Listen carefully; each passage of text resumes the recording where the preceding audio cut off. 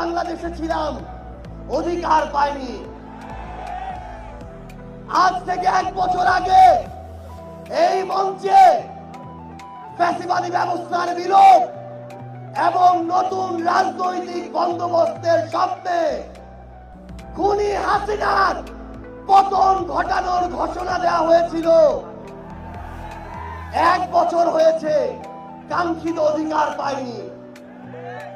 আমরা আর হতাশার কথা বলতে চাই না। আগামীর বাংলাদেশে আমরা যে অধিকারগুলো পেতে চাই, যেভাবে বাংলাদেশকে দেখতে চাই, আমরা সেগুলো এই মঞ্চ থেকে বলতে এসেছি। 1 বছর আগে এই মঞ্চে ছাত্র জনতার প্রতিনিধি হিসেবে যারা ছিল, তাদের মধ্যে অনেকে আজ এখানে শহীদ পরিবারের সদস্য হিসেবে আছে, অনেকেই এখানে আহত যোদ্ধা হিসেবে আছে। আমরা এই মঞ্চে আজ আমার শহীদ ভাইদের হত্যার বিচার চাইতে এসেছি, আহত যোদ্ধাদের রক্ত ঝরার বিচার চাইতে এসেছি।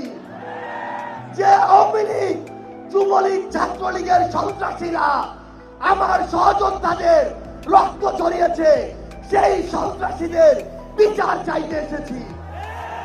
আমরা এই অন্তর্বর্তীকালীন সরকারের কাছে মৌলিক সংস্কারের নিশ্চয়তা চাইতে এসেছি। আমরা আমাদের অসহায় শহীদ পরিবারগুলো, একমাত্র অবলম্বন হারানো শহীদ পরিবারদের পুনর্বাসন চাইতে এসেছি। আমরা আমাদের আহত যোদ্ধাদের তাদের প্রয়োজনীয় চিকিৎসা নিশ্চিত করার অধিকার চাইতে এসেছি।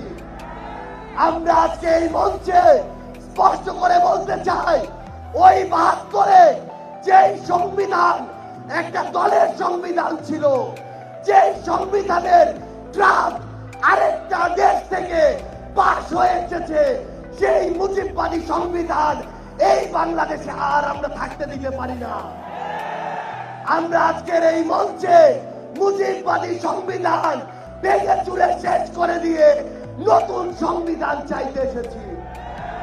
সংগ্রামী সহযোদ্ধারা, আমাদের যে লড়াই, এই লড়াই শুধু 24-এর জন্য লড়াই না। ওই 2009 সালে বিডিআর পরিকল্পিত হত্যাকাণ্ডে যাদের হত্যা করা হয়েছে, তার পিছনের প্রত্যেক কুশলীদের সর্বোচ্চ শাস্তি চাওয়ার জন্য আজকে আমরা এই মঞ্চে এসে হাজির হয়েছি। ওই শাপলা চত্বরে 13 সালে যাদেরকে নির্মমভাবে হত্যা করা হয়েছে, তাদের পিছনে যারা কাজ করেছিল, সে সকল খুনিদের বিচার চাইতে আজকে আমরা এই মঞ্চে এসে দাঁড়িয়েছি। বাংলাদেশের অপর ছাত্র জনতা, আমাদের সংগ্রামী সহযোদ্ধারা, আমরা শুধু আপনাদের স্পষ্ট করে একটা জিনিস বলি, এই বাংলাদেশে যেমন ইসলাম ফোবিয়ার জায়গা হবে না, ইসলাম বিদ্বেষেরও জায়গা হবে না।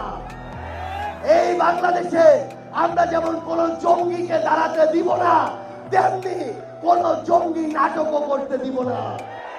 এই বাংলাদেশে সিভিল সোসাইটি নামের কোন দালালকে আর ক্ষমতার চাটুকারিতা করে পার পেতে আমরা দিব না।